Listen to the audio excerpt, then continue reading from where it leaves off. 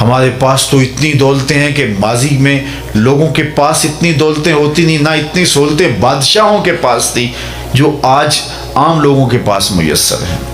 مجھے اچھی طرح یاد ہے، آج سے 35 سال پہلے لوگوں کے پاس ایک یا دو جوڑے ہوا کرتے تھے، اور شادی پہ لوگ کسی دوست سے کوئی جوتا مانگ کر کے لے کے جایا کرتے تھے، لیکن اس کے باوجود جب کسی سے پوچھتے تھے سناؤ کیا حال ہے، تو وہ لمبا ہاتھ کر کے کہتا تھا اللہ کا شکر ہے، تو اس کے لہجے سے شکر ٹپکتا تھا۔ اور آج کسی خوشحال سے بھی پوچھ لیں کہ جس کے اتنے لباس ہیں کہ بدلنے کی باری نہیں آتی، موسم گزر جاتا ہے، اور اسے پتہ نہیں کہ اس کے پاس دولت کتنی ہے، تو اسے پوچھا جائے کیا حال ہے، تو وہ کہتا ہے ٹھیک ہے، گزر اوقات ہو ہی رہی ہے۔ ناشکری پھیل گئی، اللہ اکبر۔ تو میں ایک دن گزر رہا تھا راستے سے، تو بچے غباروں سے کھیل رہے تھے، تو غبارہ پھوڑتے نا جب، تو پھر وہ کہہ کے لگاتے ہنستے، تو میں رک گیا اور مجھے اپنے بچپن کی کہانیاں یاد آنے لگی، لوٹ گیا نا اپنے بچپن کی طرح۔ وہ کیا کسی نے کہا کہ یہ دولت بھی لے لو، یہ شہرت بھی لے لو، بھلے چھین لو مجھ سے میری جوانی، مگر مجھ کو لوٹا دو بچپن کا ساون، وہ کاغذ کی کشتی، وہ بارش کا پانی۔ وہ کیسا زمانہ ہوتا ہے، اقبال نے کہا تھا جنبش زنجیر در سے لطف آتا تھا مجھے، کوئی کنڈی بھی ہلا دے تو مزہ آتا تھا۔ تو وہ بچے غبارے پھوڑ رہے تھے اور کہہ کے لگاتے تھے، ہنستے تھے، میں ایک جانب کھڑا ہو کے منظر دیکھنے لگا، پھر چل دیا۔ تو میرا ساتھی کہنے لگا کہ یہ آپ دیکھنے لگے، وہ مجھ سے کچھ سننا چاہ رہا تھا، تو میں نے کہا کہ یہ غبارہ پھوڑتے ہیں تو خوش ہوتے ہیں، ہمارا غبارہ پھٹ جاتا تھا تو ہم روتے تھے، چونکہ غبارہ ہی ایک ہوتا تھا، غبارہ ٹوٹ گیا تو کھیل ہی ساری ختم ہو گئی۔ تو اب ان کے پاس اتنے غبارے ہیں کہ بار بار غبارے پھوڑتے ہیں اور خوش ہوتے ہیں، اور ہمارے پاس غبارہ ہی ایک ہوتا تھا۔ کہاں وہ زمانہ اور کہاں یہ وقت، لیکن اس وقت شکر تھا، اور آج اتنا کچھ ہونے کے باوجود شکر کی دولت لٹ گئی۔ صاحبو، سکون باہر سے نہیں آتا، دولت کی کثرت سے نہیں آتا، لمبی گاڑیوں سے نہیں ملتا، خوبصورت عورتوں کے پہلو میں نہیں ملتا، سکون کے سوتے اندر سے پھوٹتے ہیں، اندر سے تسکین کے سوتے پھوٹتے ہیں۔ اور جب اندر کے منابع ہی بند ہو گئے، جب اندر کے سوتے ہی بند ہو گئے، تو جو مرضی کر لو سکون اور طمانینت کبھی بھی نصیب نہیں ہوگا۔ اور وہ اللہ نے فرمایا الا بذکر اللہ تطمئن القلوب، آؤ اگر تم چاہتے ہو کہ تمہارے دلوں کو قرار ملے تو رب کا نام جپنا شروع کرو۔ تو ہم سمجھتے ہیں کہ اتنی ہو جائے گی تو سکون مل جائے گا، وہاں جا کے دیکھتے ہیں کھڑے ہو کے سکون نہیں ملتا، پھر آگے دیکھتے ہیں ساری زندگی اس کولو کے بیل کی طرح جتے ہوئے اور زندگی گزار رہے ہیں۔ زندگی کتنی قیمتی تھی یار، جوانی کتنی اہم تھی، کیا لطف ہوتا اگر سحری کے وقت مصلے پہ کھڑے ہو کے آنسو بہاتے، کیا لطف ہوتا اس جوانی کو اس امت کے لیے گزارتے، رسول اللہ کے دین کے لیے بسر کرتے، لیکن مجنوں بن کے چوکوں اور گلیوں میں گزار دیا اور ڈھونڈتے رہے، سکون کی تلاش میں لگے رہے، ساری زندگی برباد ہو گئی، سکون کا ایک ذرہ بھی نہیں ملا۔ سکون باہر سے نہیں ملتا، سکون اندر سے ملتا ہے۔ اس لیے آئیے اپنے آپ کو اللہ اس کے رسول کے نام لگا دیں، پھر دیکھنا زندگی بن کے سامنے آتی ہے کہ نہیں آتی۔ نہیں تو زندگی سوائے شرمندگی کے اور کچھ نہیں، دنیا کی زندگی بھی برباد ہوئی اور آخرت بھی برباد کر بیٹھے۔ لیکن اگر اپنی زندگی ان کے نام لگائیں تو پھر یہ زندگی بھی خوشحال اور وہ زندگی بھی خوشحال۔ پوچھنا ہے تو بلال حبشی سے پوچھ لو، اس غربت میں کتنا لطف آتا تھا، اور پتھر کھانے میں اور چکی پیسنے میں کتنا سرور آتا تھا، اور کتنا لطف نصیب ہوتا تھا کوڑے کھا کر کے۔ اور آخرت کی موجیں تو الگ ہیں۔ اس لیے ہم اس مختصر زندگی کو اللہ اور اس کے رسول کے نام لگا دیں گے تو زندگی گزارنے کا سود آئے گا، ورنہ زندگی گزر نہیں رہی، زندگی کٹ رہی ہے۔ وہ ساغر نے کہا تھا نا کہ عمر کاٹی ہے جبر مسلسل کی طرح، جانے کس جرم کی پائی ہے سزا یاد نہیں۔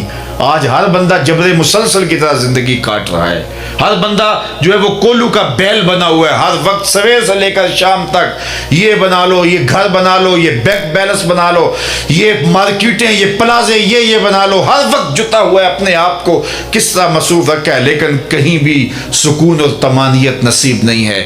اور پھر جب موت آتی ہے سب کچھ پڑے کا پڑا رہ جاتا ہے۔ یہ آپ جس طرح کا بھی لباس پہنے، عربی پہنے، اجمی پہنے، مشرقی پہنے، مغربی پہنے، 5 5 6 6 جیبیں ہوتی ہیں، ایک ہی لباس ہے جس پہ کوئی جیب نہیں اور وہ کفن ہے. اس لیے کہ یہاں کچھ لے کر کے نہیں جانا, یہاں سب کو چھوڑ کے جانا ہے. وہ تو کپڑے بھی اتار لیں گے, اور وہ جن کے لیے تو اتنی محنت کی انہیں تو اب تیرے سے خوف آنے لگا.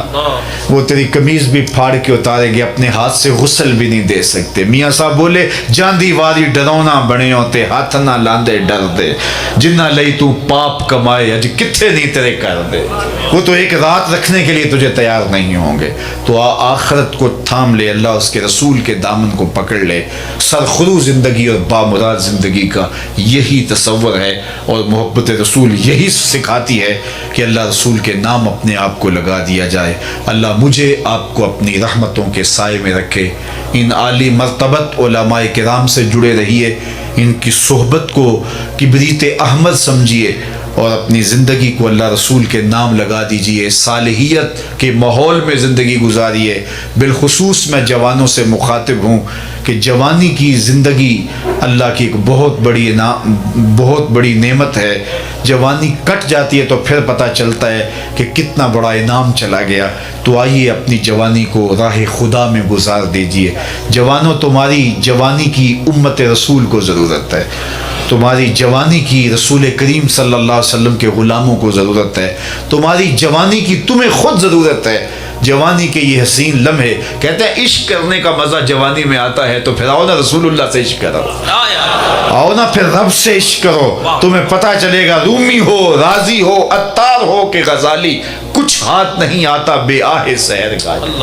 تو وہ لطف بھی, وہ مزہ بھی لے کے دیکھو جو سحری کے وقت سجدوں میں رکھا گیا ہے, جو سرور وہاں رکھا گیا ہے. ایک روایت میں آتا ہے جب سحری کا لمحہ ہوتا ہے نا تو بیوی اٹھتی ہے, شوہر اٹھتا ہے تہجد کے لیے, تو اس کے خیال میں آتا ہے کہ یہ میری بیوی ہے تو میں اس کو بھی اٹھاؤں, یہ کیوں محروم رہ جائے اس سعادت سے. تو وہ اس کو بیدار کرتا ہے. سارے دن کی تھکی ہوئی خاتون اٹھ نہیں پاتی. خیر وہ چلا جاتا ہے, وضو کرتا ہے, لیکن اس کے دل میں ہوتا ہے کہ میری بیوی بھی کاش میرے ساتھ نماز میں شریک ہو. تو وہ چلو میں تھوڑا سا پانی لے آتا ہے اور اپنی بیوی کے چہرے پہ چھڑک دیتا ہے, اور خود مصلی بچھا کے نماز پڑھنے لگ جاتا ہے. بیوی اٹھتی ہے, شوہر کو مصلی پہ پاتی ہے, تو اس کے دل میں بھی جذبہ جاگتا ہے. وہ اٹھتی ہے, وضو کرتی ہے, مصلی بچھا کے شوہر کے قریب, وہ بھی اللہ کے حضور سجدہ ریز ہو جاتی ہے. ایک طرف رب کی دہلیز کا بندہ, ایک طرف اس کی چوکھٹ کی باندی. کبھی وہ سجدے میں, کبھی وہ قیام میں, کبھی وہ رکوع میں, کبھی وہ قومے میں, کبھی وہ جلسے میں, کبھی وہ تشہد میں. یہ دونوں سجدے کر رہے ہوتے ہیں. حدیث پاک میں آتا ہے دونوں کو دیکھ کے رب مسکرا رہا ہوتا ہے. اپنی شان کے مطابق, اپنی قدرت کے مطابق اللہ خوش ہو رہا ہوتا ہے کہ میرے بندے اور میری دہلیز کی باندی کس قدر میرے حضور سجدہ ریزیاں کر رہے ہیں. اور اگر انہیں پتہ چل جائے نا کہ سجدے میں کتنی رحمتیں اتر رہی ہیں, وہ سجدے سے سر ہی نہ اٹھائیں. تو وہ لمحوں, ان لذتوں کو بھی چکھو, ان سرور, ان کیفیات سے بھی گزرو, پھر دیکھنا کہ زندگی کیسا نور بانٹتی ہے, اور اس چوکھٹ پہ سرور کتنا ہے, جھکنے میں, سر جھکانے میں لذت کتنی ہے. اللہ اکبر. تو آئیے اس مختصر زندگی کو اللہ اور اس کے رسول کے نام پہ لگا دیں. اقبال کے سارے کلام کا رس نچوڑیں تو جو خلاصہ نکلتا ہے, جوس نکلتا ہے, وہ یہ ہے کی محمد سے وفا تو نے تو ہم تیرے ہیں, یہ جہاں چیز ہے کیا لوح و قلم تیرے. اقبال کہتے ہیں حضور سے وفا کرو, پھر قلم بھی تمہیں دے دیں گے, تختی بھی تمہیں دے دیں گے, جو لکھنا ہوا خود ہی لکھ لینا. تمہاری تقدیر کے فیصلے کہیں اور نہیں ہوں گے, بلکہ خدا بندے سے خود پوچھے گا بتا تیری رضا. لیکن شرط یہ ہے کہ وفا کا رشتہ حضور سے مستحکم ہو. وآخر دعوانا ان الحمدللہ رب العالمین. In conclusion, on behalf of the four organizations, we want to say Jazakumullahu khair to one and all of you. Particularly, we will want to at this occasion thank our ulama, congratulate our ulama, and the unity that has been brought out of this program.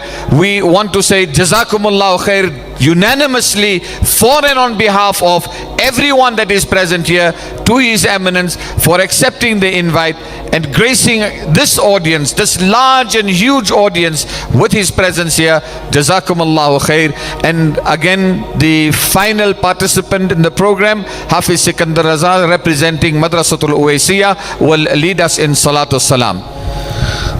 خیر البشر پر لاکھوں سلام، خیر البشر پر لاکھوں سلام، لاکھوں درود اور لاکھوں سلام، جنوں ملائک تیرے غلام، سب سے سوا ہے تیرا مقام، یاسین و طٰہٰ تیرے ہی نام، خیر البشر پر لاکھوں سلام، لاکھوں درود اور لاکھوں سلام، تیری ثنا ہے میرا نصیب، قربان تجھ پر جانے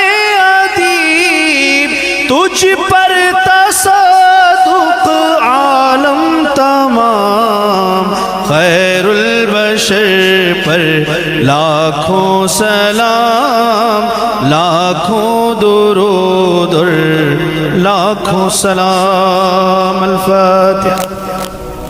الامر فوق الادب کے تحت صرف میں اتنا آپ سے کہتا ہوں، حضرت فرماتے ہیں کہ میں دعا کروں آپ کی موجودگی میں، میرے لیے سعادت ہوگی کہ حضرت ہی دعا کریں اور ان کی دعا پر ہم سب آمین کہیں گے۔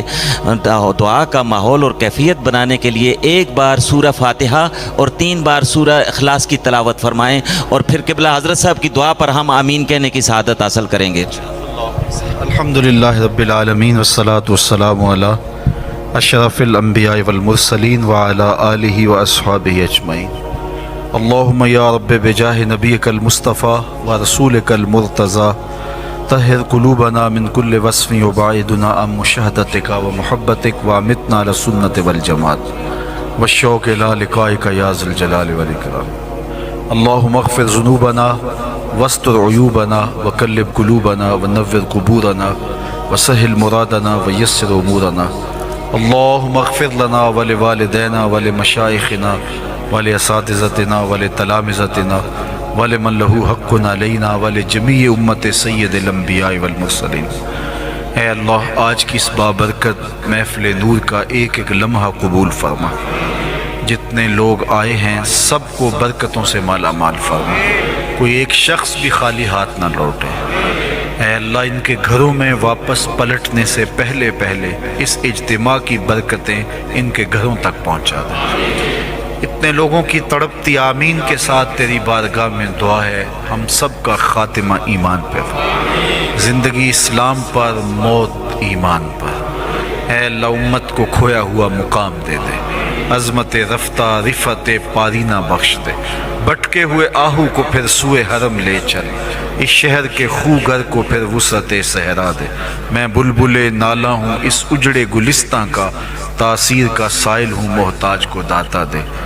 اللہم اید الاسلام والمسلمین، اللہم اعز الاسلام والمسلمین۔ اے اللہ، ان عالی مرتبت علماء مشائخ کا سایہ دیر تک باقی اور سلامت فرمانا، جو کام یہاں ہو رہا ہے اللہ اس کی برکتیں انہیں نصیب فرما۔ آپ سب کے لیے دعا ہے اللہ، ہم سب کو دنیا آخرت کی بہتریاں نصیب فرما، ہر خیر ہماری جھولیوں میں ڈال دیں، ہر اچھائی ہمارا مقسوم کرنا، جو کہا گیا قابل عمل چیزوں پر توفیق عمل عطا کر دینا۔